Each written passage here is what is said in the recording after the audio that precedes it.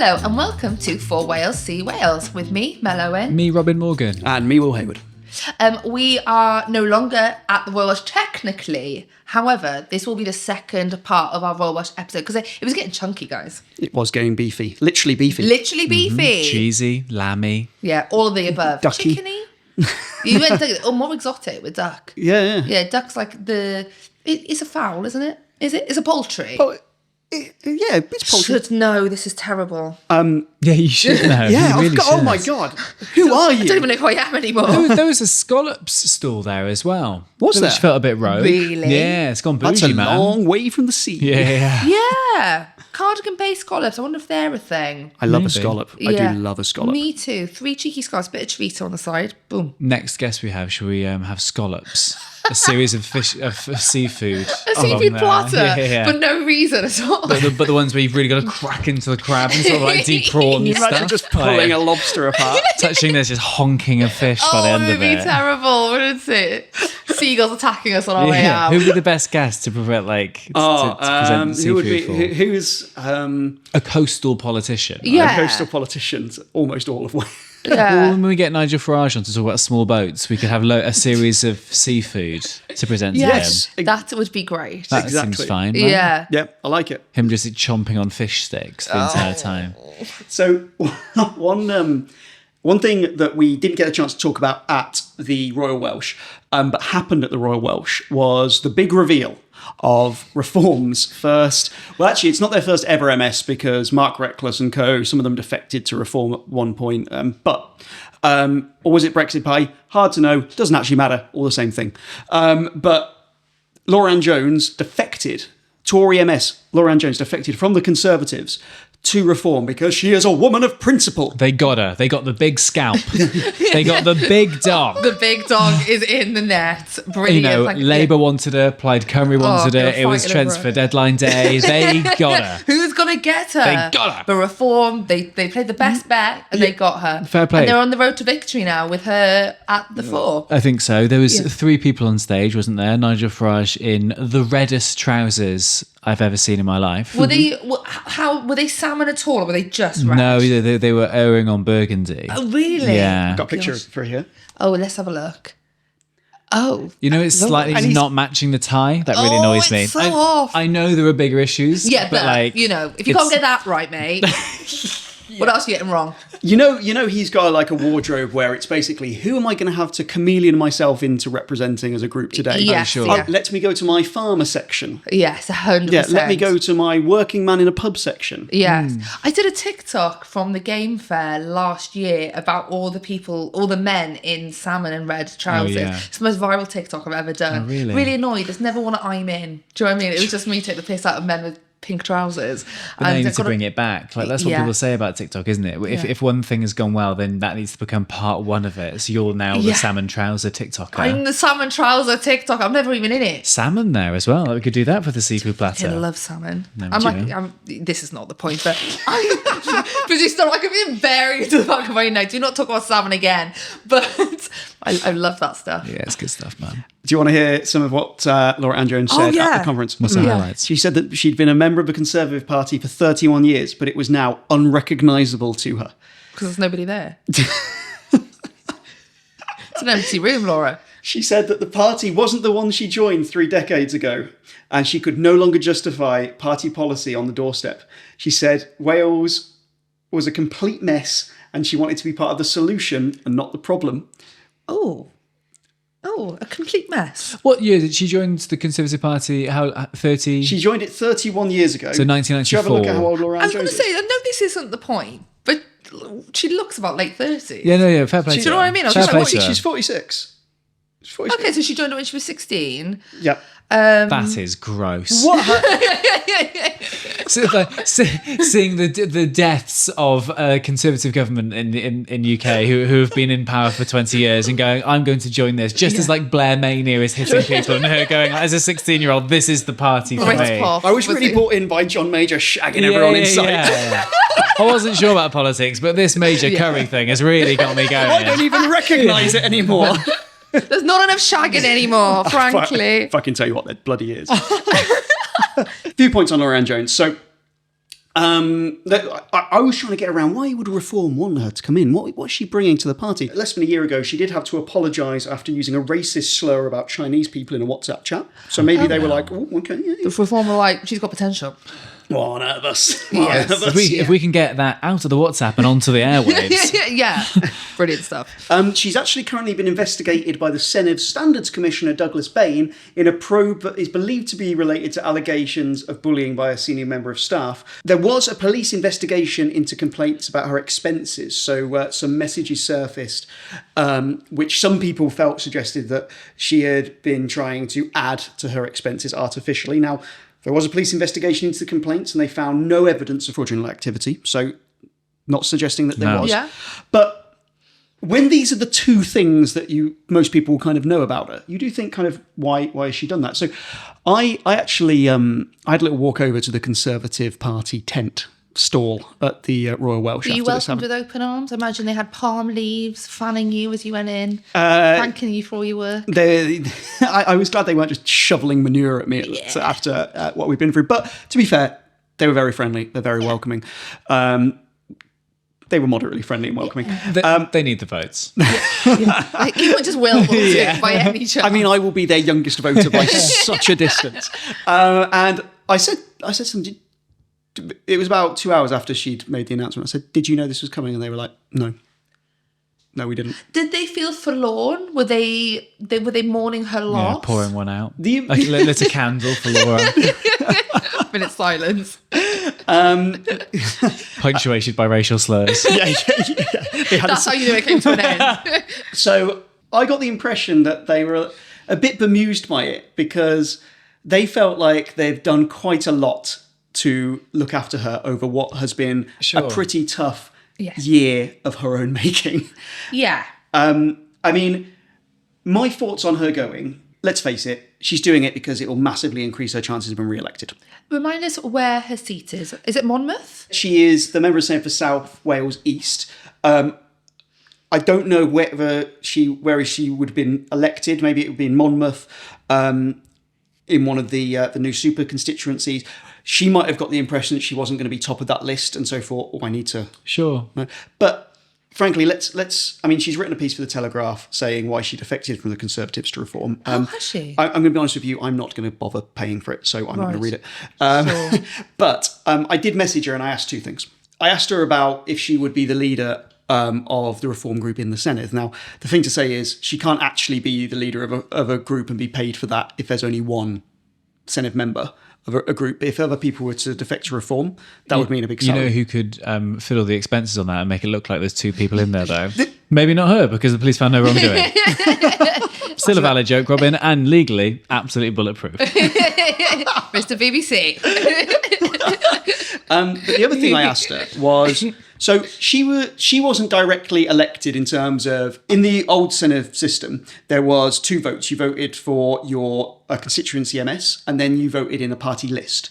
And she was elected through the party lists. So actually, no one went in and for get me Laura Ann Jones. What they said was, I'm voting Conservative, and she was selected because of her position on that list. Right. So ultimately, she was elected because people voted for a Conservative. Yeah. So you might ask, well, you're not a Conservative anymore. Why are you remaining in that role when you were elected because you were a Conservative? Yeah, with by-elections, that sometimes happens, right? People stand down and you go again for it. So I said to her, have you considered stepping down from that role, given that you were elected because you're a Conservative and you're no longer a Conservative? And she replied, no. Yeah, that's fair enough. Yeah, principles. Just no. Yeah.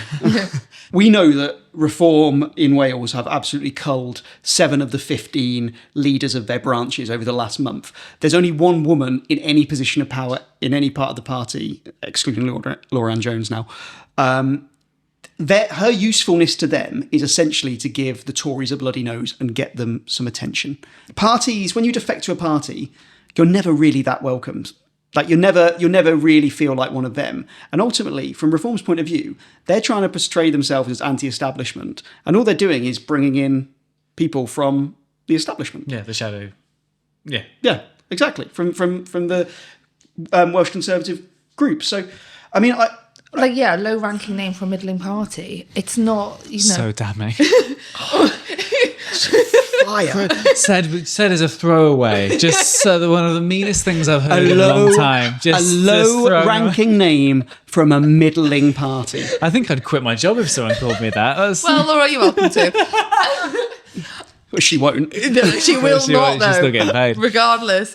Is this a big win for Reform? You know what? They did so much fan for it. I just couldn't bring myself to give a shit. It's a win Yeah. where they get headlines without then having to be scrutinised on policy and things that they're doing, right? Yes. It's more adding to the look, the Conservatives are dead in Wales. Look, people are joining Reform. Yeah. Reform is the voice of change in Wales. That it adds to that narrative if that's the view that you're going down, right? Yeah, yeah. Like Will has said so many times before, like, Reform voters hate the Conservatives. They really do. So they're not like, oh, yay, we've got one of them. They're like, we didn't vote for you last time. Yeah, there's very few Reform voters who are going, I hate the Conservatives, but you know what Reform does need? A little touch of Lauren. Yeah. Yeah. Well, I hope she can slur away in peace now within that party. Slur Queen. Slur Queen! Do you know what? I love that so much. I loved it. The soy boy in you doing that was great. Yeah, I'm not sure how I feel about it. Slur You're shouting Queen. Slur Queen and he's dropping soy sauce all over it. Dreadful stuff. Yes.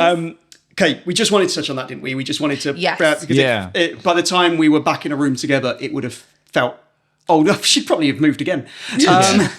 But you're now going to listen to the second half of the Royal Welsh. Who have we got coming up?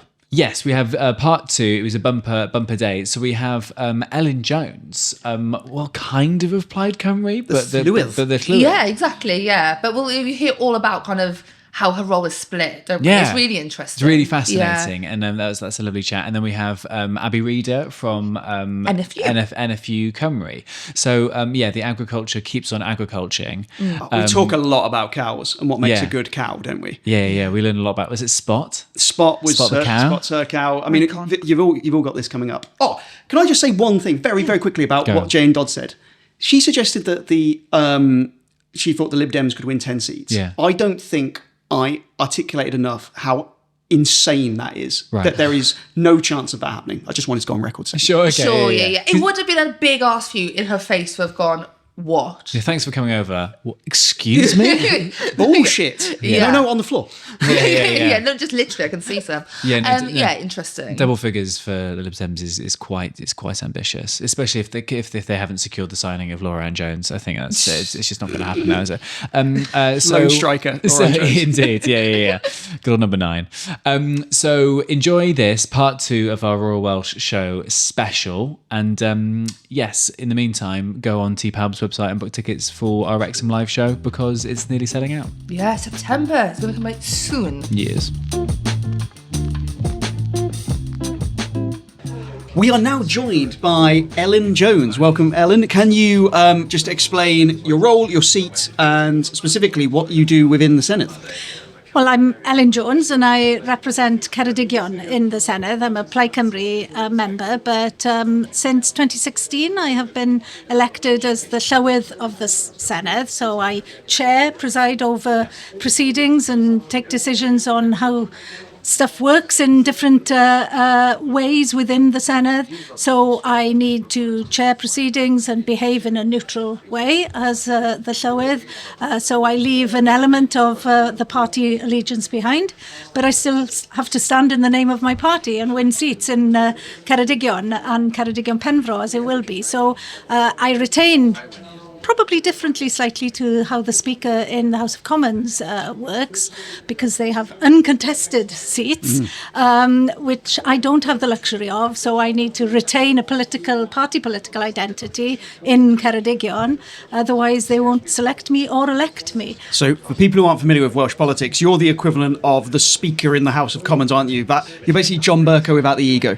I am definitely without the ego, although I probably was of a similar opinion to him on many issues around Brexit, but therein probably lies the end of our comparison. I find that role fascinating, especially in the sense that you don't get an uncontested seat, because it's a juxtaposition, isn't it, where you still have to be party aligned but not. How have you found doing that role? I sometimes think of it as a teacher who then becomes a head teacher, so the thing that you get into doing the job for, you no longer can do in a way. Yeah, I think from the start, when I was elected in 2016 as the Llywydd, I had a very early hint from somebody in my constituency: don't do it in the same way as it was done in 1966 by Roderick Bowen, who was the MP for Ceredigion, who became the Deputy Speaker in the House of Commons, and then became very institutionalised, apparently, and then subsequently lost the seat. So when I was given that example, I thought, right, I'm going to have to work doubly hard in Ceredigion to persuade people that I'm still working for them in the Senedd, even though I don't do the usual things of ask a question of a government minister or make a political speech on the floor of the Senedd. And so I made sure that I was still accessible, still spending my time in Ceredigion, and in fact I got the largest ever majority in 2021 when I stood as Speaker but also as the member locally. So I think people on the whole respond reasonably positively to members who are willing to work non-tribally, work across political parties, or in my context as a presiding officer, to work in a way which is politically neutral and respectful of all voices elected into the Senedd. It certainly worked for me, and the people of Ceredigion quite liked it in 2021. As the Llywydd, you've got quite a forward-facing role, you have quite a big profile within the Senedd, and people are kind of watching what goes on. You being a woman, that's a big deal at the end of the day. I know that you're a politician like everybody else, but when you are a woman in such a still a male space, everything you do is political. Do you feel that because we still need more female politicians in Wales and outside of Wales, that you being in the position that you are, it's important that people see a woman do that?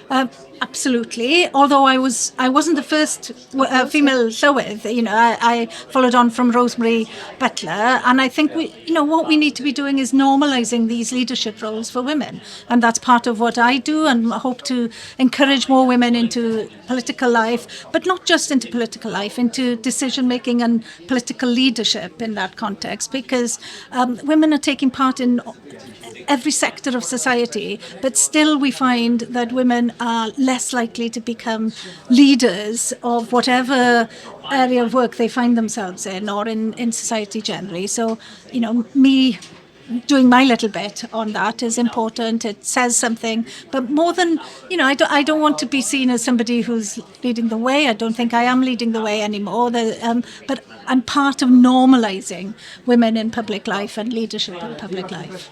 So talk us through, because obviously a lot of what you have to do is quite quiet. It's behind the scenes. It's managing the Senedd and setting rules and boundaries, but when people see you, it's quite often when something's kind of kicked off inside the chamber. So you have like Mark Drakeford flicking his papers, shouting. You have people like Gareth Davis who might slam his lectern. Smash his lectern. We enjoyed that on the podcast. We showed it to us for the first time, and we had a reaction. As comedians, you have to deal with drunk hecklers quite a lot. Yeah. It reminded us quite a lot of that.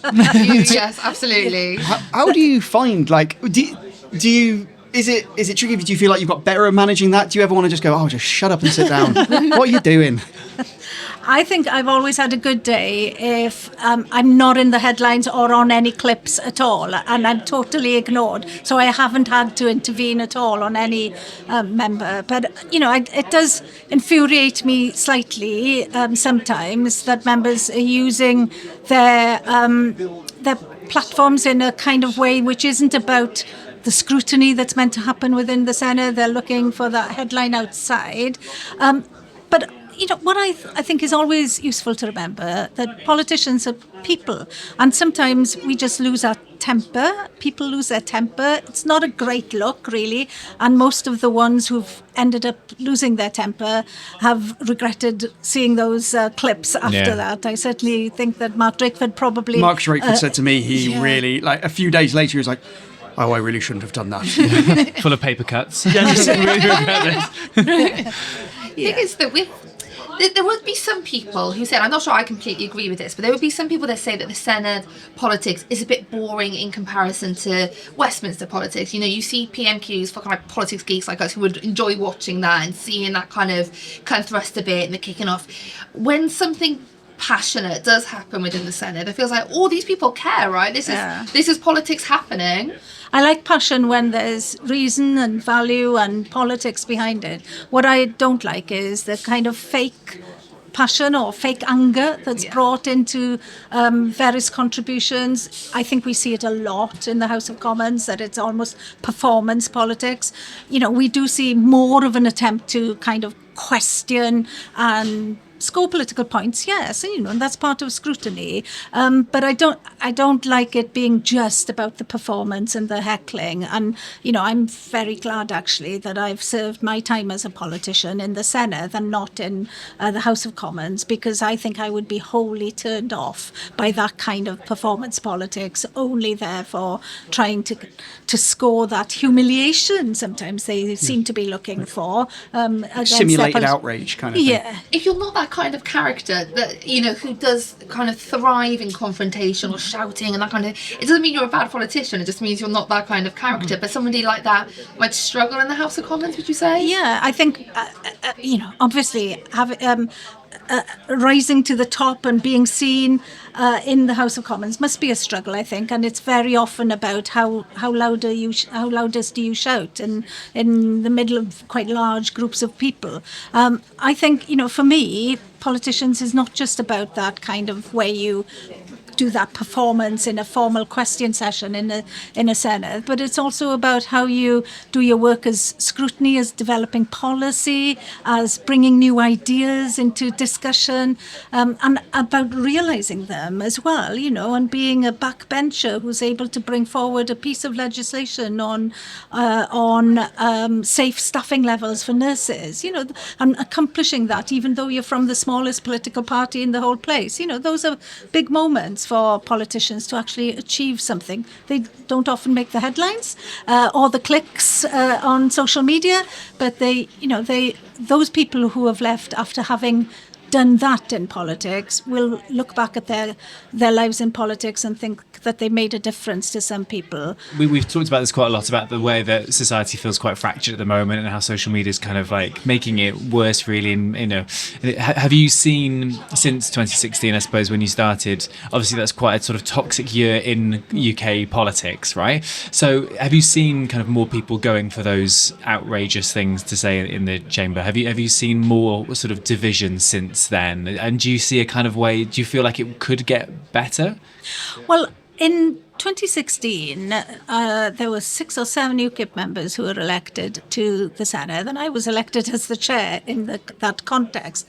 And, you know, they were saying, some of them were saying stuff that was out of order, needed to be called to order, but others were saying just issues on immigration, for example, where what they were saying wasn't out of order, but it was politically very unpalatable to the majority of other politicians in the chamber. But you have to allow, as chair, even though I personally wouldn't agree with many of the viewpoints that were being shared, but they had been elected by the part of the people of Wales, and as long as what they were saying was in order and respectful, then they should have the right to say. And, you know, sometimes I feel it's important that these ideas that are part of the public debate now around immigration, for example, in particular, need to be discussed properly by the politicians as well. They can't be, oh, that's too difficult a subject, we won't touch that, thank you very much. You know, they need to be kind of challenged. So allowing that voice to be heard, those voices then started to argue more amongst themselves than they did with the other politicians in the chamber. Yeah, exactly. So there was a falling out, and there was a fragmentation, and there we go. But, you know, it's important that politicians have always looked, the majority of them, I'm not very good at doing this myself, but I've always looked for the headline. You know, they want previously it was they wanted the front page of the Western Mail or the Cymru News. You know, now they want the number. To be on 4 Wales, see Wales. Yeah, exactly. yeah. So now they want, you know, different way of getting their social media hits and everything. So they've always looked for that headline, but they're doing it in a way probably which is more extreme. You know, they have to continually say more extreme things in order to feed that headline grabbing social media clickbait. Sometimes that worries me that they're not even being entirely honest, and they're not, perhaps, I'm not, naming their names, but they don't even believe what they're saying. It's because they want the tweets, it's because they want to be in the algorithm on TikTok and so on. I'm talking about this like an absolute boomer in the algorithm on TikTok. You know what I mean? Like you said, they're chasing that engagement, and because they know it's the extreme that gets that. Sometimes I think that these politicians are doing this, they're faking the outrage, they're saying the things that they don't even really believe. It's because they're seeking engagement, and I'm not convinced that is the most successful way to politic in this country. So I think that in a parliament you see these two different kind of ways of doing your politics at play when you compare what happens in a plenary, the full session of the Senedd, where far more of it is looking to the headline grabbing or click achieving on social media, and then you go to a committee setting, and the majority of work of a Senedd and the members happens in committees and sitting down in long committees meetings, and then it's not about that. The politicians almost behave in different way. They kind of almost, not completely, but almost leave their party politics at the door and walk in and want to, scrutinise the minister properly or develop policy or scrutinise legislation, and they form new alliances across party politics. But that's never in a headline or never influencing an algorithm on Facebook or anything. You mentioned about people, as long as it's not out of order, allowing views you find unpalatable to be said. Obviously, one time you made the headlines quite prominently was the GB News ban within the Senedd buildings. And that wasn't, contrary to what certain members of certain parties suggested, that wasn't that somebody couldn't watch it anyway. It was just not on the televisions around the Senedd, which are all over the place, in the canteens, places like that. You said that we don't want GB News on there. Can you just talk us through that decision? Yeah, I received complaints, and I saw for myself the Lawrence Fox contribution at the time, and it was most definitely misogynistic. It was also facilitated by the interviewer on GB News, allowed to happen, allowed to develop. And then I received complaints from members on allowing it to be on a platform in the Senedd. I wrote to GB News. I asked them to provide me with assurance that there would be more editorial control over. What did they reply? They replied, but they didn't address the issue of editorial control at all. They totally so they didn't Dear address. Ellen, bye. GB News. Kind regards. It was. I remember. They turned up and tried to light the Senedd up as well. They made a bit of a... Nigel Farage turned up, didn't Nigel he? Farage turned up. All of this. Nigel What happened? Farage turned up outside the Senedd and basically had a hissy fit. Well, that doesn't sound like him. Yeah. Right, what do you mean, like the Senedd? They projected GB News, didn't they? Because GB News had been, I'd said that it wouldn't be, broadcast on our platform, our internal platform. It could be watched by anybody downloading it on their devices. They tried to make an issue of it, Did he try to project it on the building? Yeah, they tried to project their... they turned up at night, so later on at night, and they lit some GB News logo onto the Can you Senedd. imagine if a pub was like, we don't want people to play Full Wales, See Wales, and we bought some speakers and stood outside just playing it at them? Yeah. Yes, actually, I do quite like that idea. Yeah. Let's do that. We will do that. I can get access to the Royal Welsh tannoy. The main Daryl, bigger mics. I know where it is. Yes, please. Why she's on. One of the things I think a lot of people forget is how young democracy in Wales is. So in the UK Parliament, but they will have such inbuilt, some of the traditions dating back, people are 2 sword lengths apart. It's like, God, it feels very, some people would say traditional, some people would say archaic. But Welsh democracy, especially in terms of the powers the Senedd now has, is so young. It's so finding its way, and people are so still learning about it. Do you have that kind of in the back of your mind when you're in your role, but actually you're also nurturing something? You're not just managing debates. You are actually responsible for this thing that was campaigned for, especially by your party, for a very, very long time. Do you feel a kind of weight of responsibility with that? I always think that we're in a new democracy, but we're an old country. So we are building our democracy, we are building our country, continuing to build our country. So I feel quite privileged, really, as a Plaid Cymru politician, that I've coincided in my lifetime with being able to serve in the first few parliaments of our democratically elected parliaments. And I think that everything I do contributes to building a better Wales, building a country, building the institutions, giving the confidence to the people to take decisions of our own making and being accountable for those decisions, being brave enough to make some new decisions, being brave enough to get some of them wrong as well, and then realigning them, and just to again, normalise our parliamentary life in the minds of the people of Wales. So in my time in being an elected member, of course, I was elected in 1999, just after a referendum that had been only won by a 30,000 votes, slight majority of the people of Wales. And so there was a time in that first 10 years, and Rhodri Morgan spoke a lot about this, about needing to build the confidence of the people that, it wasn't a wasted effort, it was there. I think we've come to another place now where there is greater acceptance and understanding and even support for our national parliament. What nation wouldn't have a parliament? There is much, discussion, as should be then, about the politics within that parliament, and who leads the government and who should be the next government. And that political kind of discourse is something that we should be really, not shying away from anymore. That's really important, that we have the same political debates and fallings out that are happening all over the world. I did want to ask you, and I don't want you to think I'm saying that you shouldn't stand next year, but you will be if you're successful, and the Labour member is successful. You will be the last two of the original MSs still in post. Now, obviously, with that comes a lot of experience, but also politics, people would argue, needs that kind of churn of voices.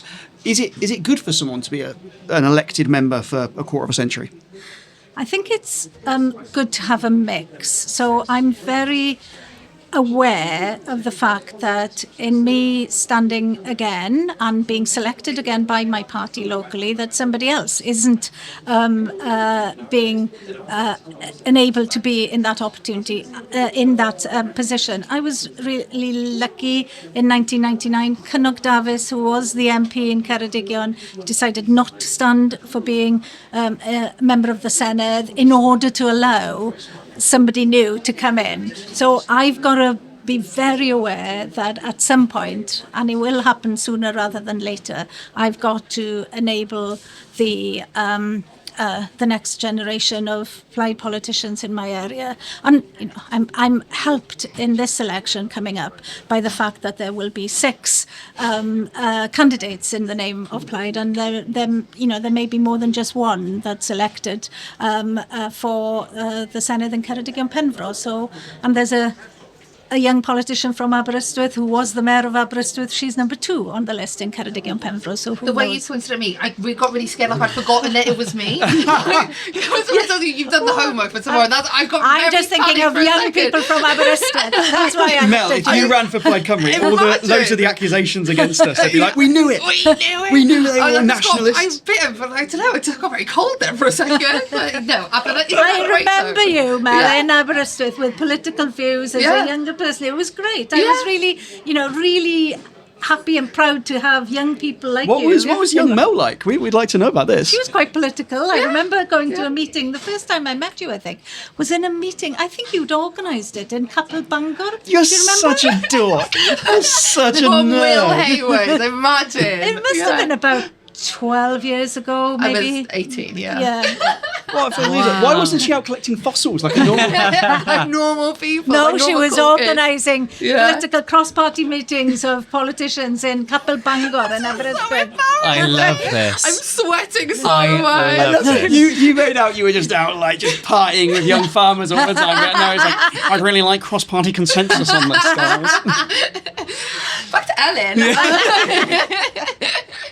But isn't it great though to have the mix of young people, but also having the experience? I can't imagine what it must be like for a young person or someone of any age going to the Senedd for the first time and all this responsibility being put on their shoulders, and then being expected to just be a politician now. Yeah, Surely it must be great to have mentors and stuff like that. Well, I hope so. You know, I turned up in 1999. There were a few MPs who'd come over from Westminster and had also stood for the Senedd. Otherwise, all of us were new, Yeah. you know, and we're in the prospect of having probably 50% new members because in the next election, because there are quite a few standing down, and there are also 36 new members. I don't know whether you've heard, but there are 36 additional members for the Senedd next year. So there's going to be probably at least 50% new people in there, which is great. You know, it's a great mix. But I kind of tended to think, and that maybe somebody like me did need to be there just as well to add to that mix and to ensure that the balance is okay between those who've been there before and those who are coming anew and bringing new ideas in. I was on Aberystwyth Town Council once, elected as a very young member of Aberystwyth Town Council, and I'll never forget the experience over a period of 5 years where whenever I was saying something, I thought, why don't we do this? And I kept getting the response, well, we tried that in 1972 and it didn't work.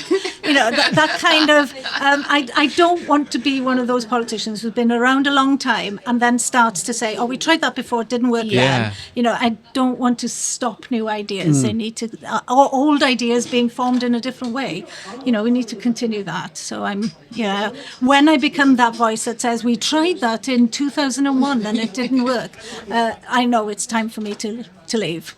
Just one thing I did want to ask. Obviously, a couple of years ago, it was a tough time for Plight, wasn't it? There was like lots of allegations made. There was the investigation into behaviour within the party, and I remember reporting on it, and it felt very divided. It doesn't appear that way now. First question is, how was that for you as a very senior member of the party and a very experienced hand, but also you had your other role, and where do you think the party are now? Well, that period that you referred to, it was at the start of this Senedd, and it felt that there were kind of issues there and tensions around, you know, to an extent around the new membership and the leadership as it was and how that would work, and then there were behavioural issues caught up in that as well. So it felt a really uncomfortable time, and you know, and supporting each other through that, because there's more good than bad in a lot of these situations. But we've got to a place now, I think, and have done for a while now, where the kind of consensus in the group of Senedd members is, I find the least tension in there than I've probably seen in all the Plaid Cymru political groups I've seen since 1999. I always find that there's a kind of cycle to these things, and one party, usually one party has all the spotlight on them, all the controversy and the difficulties are happening in that party at that point, and then you come political groups of people, you know, this is a kind of dynamic of human beings, come through that. They have to work through that, and if they've got the right mix of people in there, they will get through it, and Plaid Cymru certainly has come through that. And, you know, we're in, I would say, in good shape, quite focused about what we can and need to deliver in the next election. And, you know, somebody like Rhina Piorwerth as the leader is totally focused on that and is totally enabling of trying to build a good team of people around it with a lot of energy as well. You know, there's a lot of energy in that Plaid Cymru group at the moment. We have got Wales's most famous dairy farmer waiting, so we'll have to move on. Just finally, I've got to ask: is there anyone who I'm sure you're not going to answer this, but is there anyone, when they stand up to speak, you're like, they're ready, like, this person's passionate, I need to maybe keep an eye on this? Is there anyone you think? I have.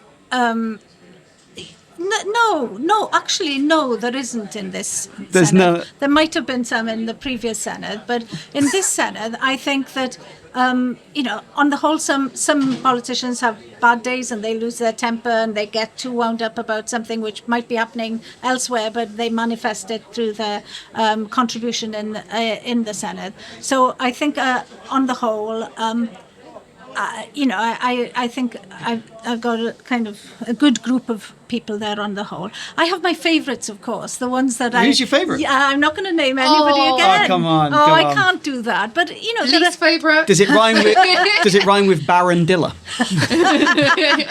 I've got a lot of respect for the three leaders of the political parties in there. What about Jane Dodds?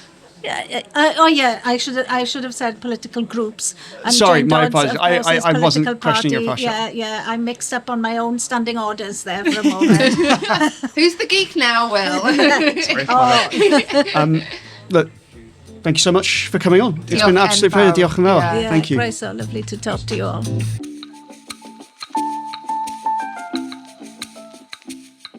We are joined now by, I would say, Wales's most iconic dairy farmer. Or farmer. I think let's go farmer. There are some very vocal blokes on Instagram and TikTok who... Yeah, but not iconic. Oh, screw them. We've already started arguing. They're basic. Yeah, they're basic. We've got an iconic one. We are joined by Abi Reader, who is a dairy farmer from the Vale of Glamorgan. That's it. Can you just explain, firstly, your role as a farmer, but then what your role is in the National Farmers Union Cymru? Okay, thank you very much. I mean, first of all, amazing to be here. I am a third generation dairy farmer just on the outskirts of Cardiff, so I'm about 3 miles as the crow flies from the Senedd. So really close. I milk 200 cows. I've got about 100 sheep. We do about 150 acres of arable, so that would be wheat, barley and maize. We've got a small agroforestry trial and we've got small-scale horticulture, so it's quite a busy farm. Is that all? Yeah. And then easy the life, other then. day job, is NFU Cymru Deputy President, which is an amazing role to do. Absolutely amazing. That's an incredibly busy day. It is a busy day, but I get bored easily. So, Sure. Yeah. Also, your early alarms with the dairy farming. You're getting up at 4 a.m, surely. Yeah, the alarm goes off at 4:10. Oh, gosh. I was joking, but that's true. Yeah, It's yeah. true, yeah. What time do you go to bed? It depends. It totally depends. As long as it's before midnight, then it's usually a good day. I feel like please get some sleep. I feel like, please. So Mel was telling me about this because your family have cattle as well. Yeah, don't it's they, a Mel? beef, But though, not... Yeah, dairy. that time, people might have seen these videos on social media. After the winter, when cows have been kept inside and then they get released out onto fields and they have a little mini rave. They're like kicking their legs, having a great time. Does that really happen every time? Is that what it... Yeah, that is without a doubt the best day in a dairy farmer's calendar and in a beef farmer's calendar. I mean, that day that you throw those gates open and you're thinking, oh my goodness, we've come to the end of the winter, thank goodness. And then suddenly the cows just run outside and they can feel the grass beneath their feet and they just go wild. I mean, wild. They fight with fight with one another and they skip around. And they're big girls. They're like, some of them can be, some of the boys can be up to a ton.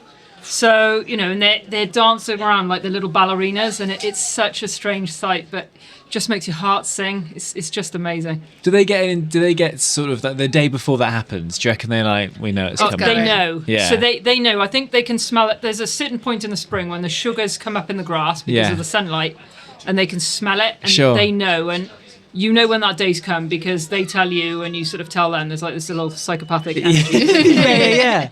And they wait at the gate. They can almost sense your sort that. of anticipation. They're like dancing on the spot a little bit, aren't Yeah. they? Yeah, Even I'm for ready. you, though, they're like, the slog of winter is over. I know the summer and spring comes with its own work, but there's something so difficult physically about winter farming as well. There's like the symbolism of like they're doing zoomies around the field, we're doing zoomies around the yard. We're just so happy the winter is done. Yeah, it does make you actually want to dance with them sometimes. Yeah. But I think with the winter, because it's long, it's dark mornings, it's long dark evenings, and it can be cold. Sometimes it's so cold you can't feel your hands, and And to suddenly arrive at spring and think, we're not going to see that now for a few months. And actually, by the time you get back to winter, you're relieved to get back into the winter routine. So it comes around. But yeah, it's a great day. And there's like, I'm really into this. In the, like a herd of cows, there's like a leader, isn't there? There is. How do they decide who's leader? And I mean, do they have 16 super constituencies? Or do they, and what does that mean to be if there is a cow that's a leader in the herd? How does that manifest? So there's always a head honcho. They're herd animals, the same as sheep, any animals that would be in a flock. There's always a head honcho. At the moment, my head honcho in the herd is a cow called Spot. And she actually happens to be the oldest cow in my herd. She's 16 years old. They're not always the oldest. They're not always the biggest. They're not always, I don't know, the one that's giving the most milk or anything like that. The herds just settle it out between them. It's just like children in a school. And, you have the school leader. And they can be a bit of a bully, but at the same time, they need a leader. Something needs to encourage the cows, especially the more timid cows, encourage them to go out and eat. And then they bring them all back in to be milked or to feed or whatever it may be. So, yeah, pecking order is very strong. They have best friends. They will they will lie with the same friends in the field, or if they've got cubicles, they will always lie in the same spot in the shed. They'll eat together, and that's really important as well, because if one is maybe having an off day, feeling a bit blue, when their other mates get up and they go off to eat, the other one, the one that's perhaps feeling a bit down, might think, do you know what, I better go with them. She's like, okay then, and she'll go up then and eat, and that helps them to just maintain their health really. So herd mentality is great. Dairy cattle, though, as somebody who, in another part of my work, I present a farming show. Dairy cattle, if we're interviewing a farmer on a cow farm, it's a bit of a nightmare because they're so tame that they come up. Most cattle, like beef cattle, will just keep to themselves. They'll like mind their business. Whereas dairy cattle are so nosy. They'll have the mics in their mouths. I've been pulled across a yard with my ponytail before. Yeah. They're lovely, but they're big and they want to know what's going on. Yeah, they can get even more extreme than that. Obviously, with dairy cows, there's lots of ladies around, but there's not necessarily any bulls. Yeah. And if they come into heat and they know that you are their best friend or their lead farmer, they will try and jump on you. You could be walking around a yard and you suddenly hear this scuffle of feet and you think, whoa, there's this big cow coming towards me. Yeah. And they sort of try and, jump on you. Yeah. Basically, yeah. Yeah. Yeah, what a way to go. Yeah. Mounted Died doing what he loved. It actually sounds like some Cardiff nightclubs. Yeah, 100%. That was Tiger. Yeah. Are you allergic to cows? Nope, fine with cows. Horses, allergic to. Sheep, fine. Cows, fine. Rabbits, fine. Ferrets, fine. Dogs, cats, no. We're just going to take all of that out of context, like he's just rating animals. Ferret's fine. Yeah, just don't. Cat, no. Well, I'll have to take him up to. We're going to have a little wander around after as well. I want to take you to the cattle shed. Yeah. I love going to the cattle shed. You get to play. I don't know if you're allowed to. You can pet them, right? Yeah. If you come across just speak to the farmer. Down. Then you know what you're doing with them. Yeah, so, exactly. But, Right. speak Question: to the farmer. when these beasts are being judged in the ring, what makes a good sheep or a good cow? Abi, this is Abi all over. Can you look at a cow and go, yeah, that one, that's a winner. That's a 10. What makes a 10 out of 10 cow? So I'll talk about a dairy cow because perhaps I'm a different judge for a beef cow, and I will certainly put in the disclaimer that I am. We show at our local show, but that's about as far as it goes. But with a dairy cow, you want a deep body, so from the top of the back to the underneath of their belly, the deeper the better, because that's the powerhouse. That's where they're gonna get all that energy to make that milk. So you want a nice deep body, you want a straight back, and then underneath their belly they have what we call a milk vein, which is like it can be about 3 centimeters thick in place. It's like a tube that goes under their body, and that is the vein that runs to the udder and supplies the blood to keep it healthy. And you need to be able to see that, and you need to be able to see the veins all over the udder. So there's some key things to look for. So we're going to go and do that now in the shed. I want you guys to point to me. There you go. Oh, look at that deep. Look at that milk vein. Dreadful vein. Flashing a milk vein. Unfortunately, this is not just for Walesy cows. We're going to talk a bit of politics as well. So we had Hugh Ranker-Davies on earlier. He announced the Sustainable Farming Scheme last week. He's been flogging the Sustainable Farming Scheme around to, I think, a mixture of receptiveness from audiences. I think some farmers feel, it's gone further than they had. I think others are like, this is not where we want it to be. Where do NFU Cymru sit on the new version of the Sustainable Farming Scheme? So largely, the scheme itself, the sustainable farming scheme, we're largely okay with. I think that the Roundtable have done a good job, and NFU Cymru will take the credit that we asked for the Roundtable. So at least it pulled everybody together. Everyone, I think, has given concessions. So probably people are equally disgruntled or equally happy about it. The actual setup of the scheme, I have some concerns, or we would have some concerns at NFU Cymru about the ability of certain farmers to be able to access the scheme, so particularly around habitat, that could be a challenge for some farmers. It depends where you farm. So, for example, if you're relying on lots of hedges, but you farm on a coast and your boundary is a cliff, and you can't really grow those hedges because they just don't grow, and you've maybe got a fence instead of a hedge. How do you qualify? That could be a challenge. So we just need a little bit more flexibility of what else could they do instead. So we haven't, that is okay. Where we've got concerns is if you decide not to go into the sustainable farming scheme next year, then you would have had the opportunity to take 80% of your previous payment. That was what we were led to believe, and that was the farmer's safety net. And with all the angst around it, previous payment, that's from the previous scheme, the BPS. That's it, yeah. So instead of coming completely cold turkey into a new scheme, you could have just taken 80% of the old version. That option's now been taken away, and it's been reduced to 60%. We weren't expecting that.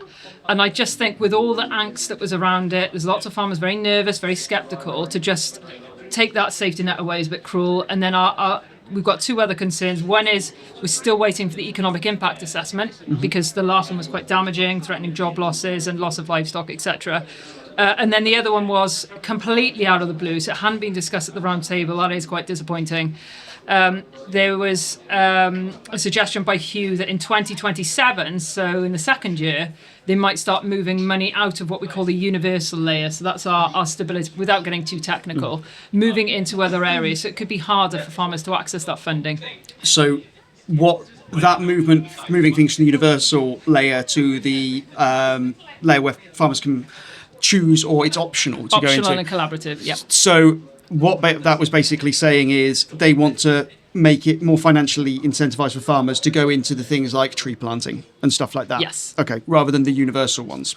And there have been, for instance, Lee Waters has been fairly outspoken in his views on this, and he was quite critical of farmers' unions. I think, not wanting to put words in his mouth, he was suggesting that perhaps unions hadn't been as... they've been I think his words were looking for, I'm going to put words in his mouth, sorry. They were looking for reasons to be betrayed and outraged. That was something I saw him saying inside the Senedd. What's your kind of response to that? So it's difficult to really understand what Mr. Waters' recollections were of conversations we've had in the past, and he alluded to some that may have been a bit heated. Certainly the ones that I've been involved with, they've been very cordial and on farm. I think that he needs to recognise that we sat around that round table with other organisations and had a very upfront conversation about what we wanted from the scheme. If you read some of the press releases from the NGOs, for example, so they would have also been at that round table, they've got concerns in certain areas, we've got concerns. I think that we found a happy medium, and we have to get behind this scheme now and make sure it works for farmers. They're the ones delivering it. Do you feel like you're at the next stage now, and then that's where everyone kind of sees it, like this is the decision, now let's move forward with it? Do you feel like that's the consensus? Yes, we're encouraging our farmers now to go to the Welsh Government stand and do what they're calling the Ready Reckoner, so punch your figures in, see if it works for you. It's a terrible name, the Ready Reckoner. Yeah. It's just basically farmers putting their details and it tells them what they'd probably get. Yes. Yeah. Yes. And, it's a chance to see... Our ask has always been, we want the same benefits to be delivered as were delivered, before. Sure. And I don't think that's too much to ask. We're asking farmers to deliver not just for food security, but I really do think sometimes that's underestimated, and particularly the safeness of our food.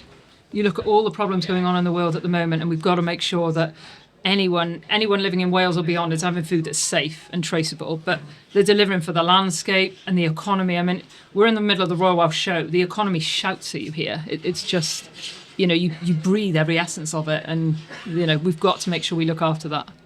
Have you heard much feedback from people using the Ready Reckoner? Yeah, like what figures they're getting back? Yeah, we're having mixed responses at the moment. Some people are saying, actually, I've got the same amount of money, and that should be okay. That offers me stability, because that's very important.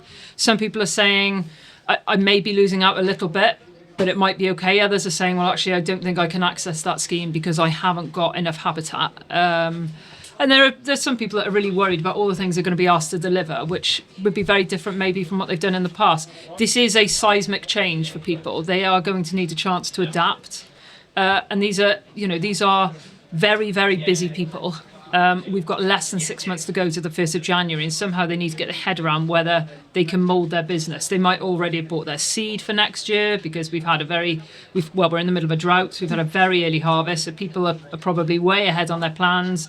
If you're breeding animals, they might have already thought about that. So have you got time now to mould your business into something else? Obviously, putting aside the SFS, the future for farming is uncertain for so many reasons, isn't it? You have climate change, which is going to change what you can grow, where you can grow it. There's going to be more extreme weather events, which what farmers want is certainty, isn't it? And the climate is getting less certain.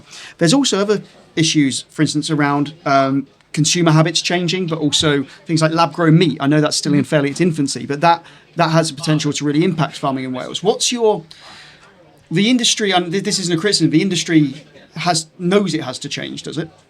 It knows that those threats are coming. Like, I'm curious about, because it must feel very uncertain for farmers.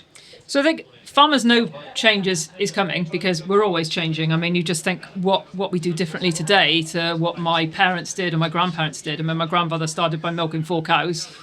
My father milked 100 and I milked 200. So, there is a lot of change there. I think we have to respond to the market needs. Well, we will respond to the market needs. If people will buy, we will deliver.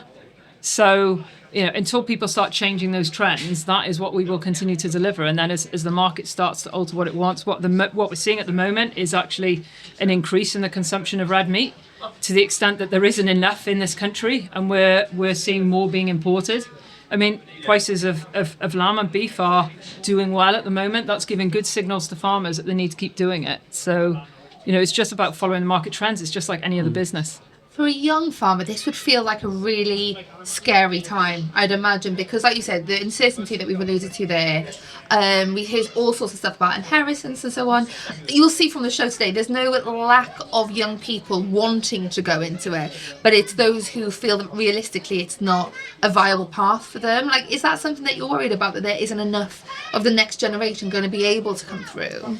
So it's certainly something that we're all very anxious about, that we make sure, although we're grappling with these very difficult issues, we want an environment where young people will flock to. We are going to need those skills in the future. They've got to feed more people than we've ever fed before under much more challenging conditions.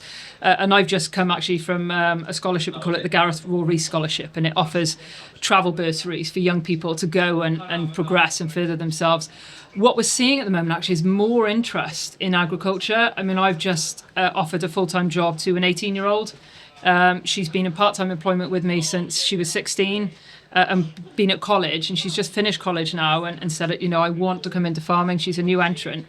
And I've offered her a job. I'm not sure I would have been in the same situation 5 or 10 years ago, because I don't think there were those people coming in. But it's amazing how many people want to be a part of this now, and it's people like that drive me to do what I do with NFU Cymru and drive my business. And she's only 2 years older than Spot, the oldest She cow. is, yeah. Yeah, I can't believe Spot was overlooked for that role. That's brutal. Spot's furious. Yeah. What do you think has changed in the last, you saying that you wouldn't potentially have done that 5-6 years ago? What do you think has changed for sort of... Well, I suppose, obviously we've got the growth of channels like Jeremy Clarkson. He's done a lot for the industry just to help promote it. But I think as well, we've come through COVID. Lots of people have thought more about jobs that are in more rural areas. I think it's seen as a very wholesome job. We can talk a lot about long hours, but you wouldn't do the long hours if you didn't love it. And although it comes with its trials, the opportunity for these young people to get on some very, very expensive kit, or to be able to go and show a magnificent beast at a show. I mean, that's really exciting for young people. And it's really heartening to see them embrace it. So we've got to manage these difficult things, but make sure we're setting the scene for them to go forward and be the best they can be. Isn't it so heartening to see the young handlers and seeing them handling like the little pigs or the little goats, and you just think, gosh, in 20 years' time, like you said, they'll be responsible for feeding the nation. But at this young age, you see them here as well. You just think it's their life at the end of the day, isn't it? There's a lot of expectation on these young people. They don't need to know that. No. We just need to make sure we lay the foundations so that when their time comes, they can go. One thing which I think is a consensus for across all groups and sides, if that's not a really unhelpful term, is the quality of Welsh produce. Like, we produce really, really good food in Wales. Something I've seen said a lot is actually Wales exports a lot. A lot of what is produced in Wales leaves Wales, is exported elsewhere. And in some ways, it's a great thing. But we're desperate for exports. We're desperate for that balance of payments to be better.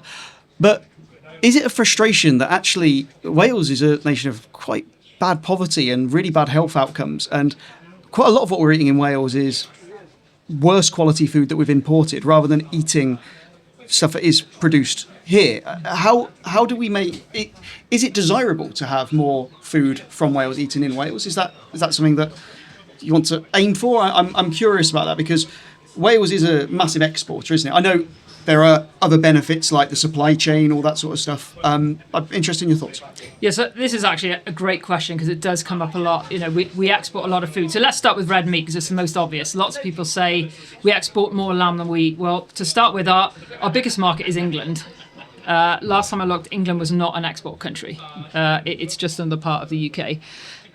But actually, we export the bits we don't want to eat. So we love eating legs of lamb, but we don't want to eat their brain. We don't want to eat their tongue or their legs or their tail or anything like that. So we call it carcass balance.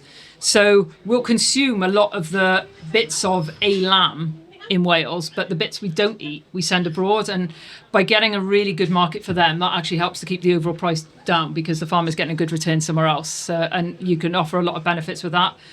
Likewise, then, we need to just think about the size of the food and drink industry in Wales. It's Wales's largest industry, over £9.5 billion. It's bigger than car and aerospace together. And it employs 250,000 people in Wales. It's really, really important for our employment, especially in rural communities. So where we look at our meat processors or our milk processors, they're in some real rural heartlands, and quite often they can be the only source of major employment. And they are delivering massively for the economy of Wales because we're creating these incredible products that people are jumping up and down for right across the globe. How did you feel when, was it Elin Morgan said that agriculture is just 1% of the Welsh economy? Yeah, so that was an unusual statement. I actually had to go away and Google it. I was like, is this true? You know, I just want to confirm that. And she's right. But the First Minister, and she will admit it herself because she admitted it in our seminar on the Monday of the Royal Welsh show, it doesn't account for everything else that farming delivers. Mm-hmm. How do you food doesn't pay for the land. The price that people pay for the food that they eat doesn't pay for the landscape. It doesn't pay for those rural communities that are underpinned by those jobs that will keep people in rural areas. It doesn't pay for the tourism. It doesn't even pay really for the safeness of that food. The farm support is there for that. That will enable us to invest in technology, genetics, all that knowledge, send our young people off on travel, develop that industry in the best we can. When the First Minister talks about farming, I want her to think about everything else. I want her to see rural Wales as one big picture, and I hope she takes that impression away from what she's seen at the Royal Welsh show.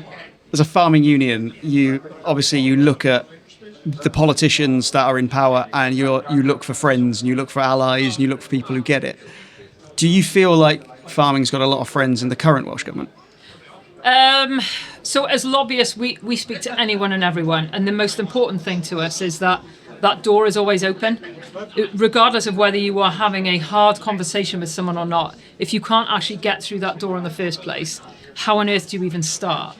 So as long as we can have dialogue, even if it's robust dialogue, with any colour, and we're completely apolitical, that's all we need. We need to make sure, and sometimes the harder conversations are better because people really get into the detail. I'll take my hat off to Hugh Oranka-Davies. I mean, there are things we agree on and things that we don't, but you can guarantee he will always want to know the finer detail, and he'll get to a point where he'll make a decision, and we just have to make sure he's heard our side of the story.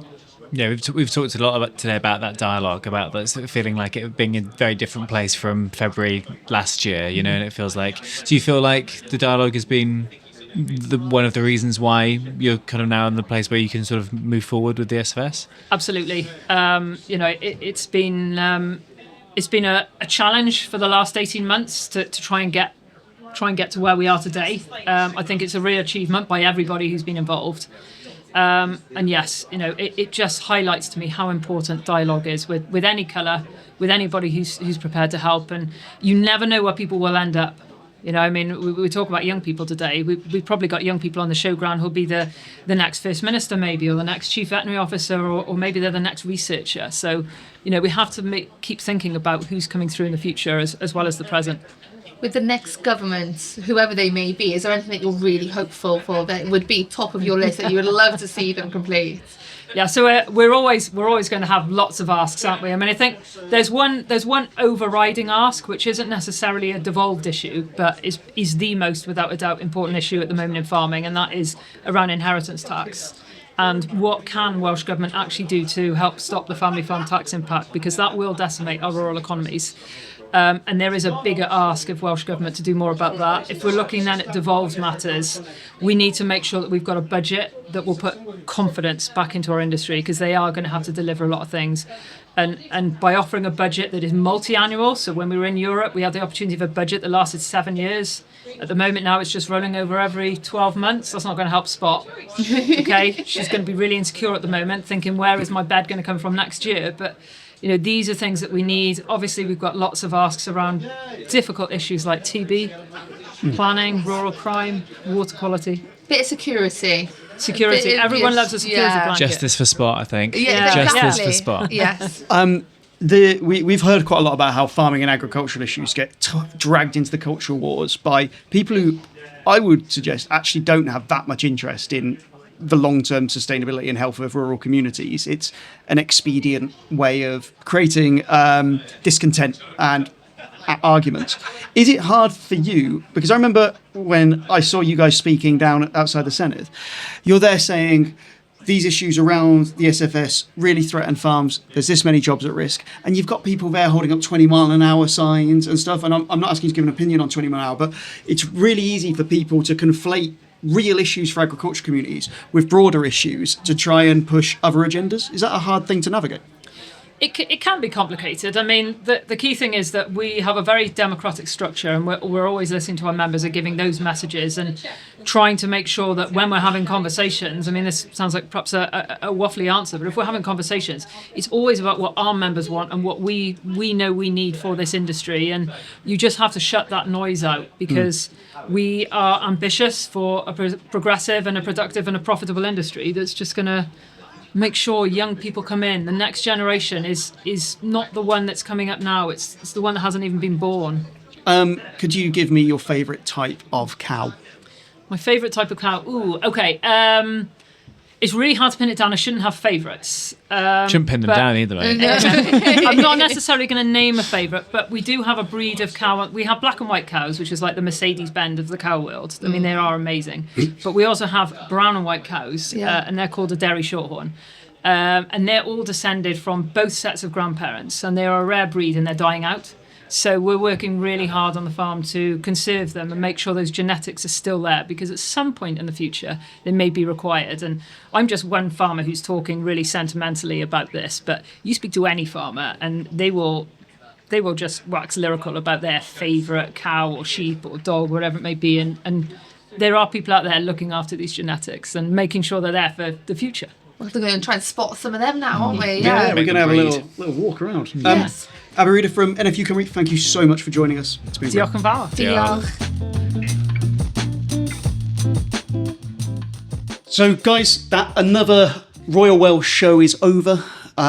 We're back. We're going to be back in Newport from next week. In fact, I'm actually talking to you from Newport right now. Weird, isn't it? I know. Yeah. So, it warmed my heart so much to see you guys at the Royal Welsh show. So thank you so much for coming up there. I thought we had a great time. I loved it. My first time up. You did really enjoy it. I really loved it. And I went again that week. Yeah. And then I'm really looking forward to taking the kids next year. Oh, brilliant. Do you know what? I really enjoyed explaining to you what a cow crush was. Yeah. I really enjoyed that. Yeah. As Really we're did. walking around going for a coffee, I was just asking Mel just all these like nerdy little questions. What's that? Like, and what's this? And what's this? And what happens there? And why is that happening? It was great. I mean, I've only just recovered from the amount of antihistamines I took when I was there. Like, Bless I was pretty sedated by the time I got back. Yeah, so no. happy you survived, though. Yeah, you said some awful things. I think you were completely off your face. No, I stand by them all. Yeah, sure.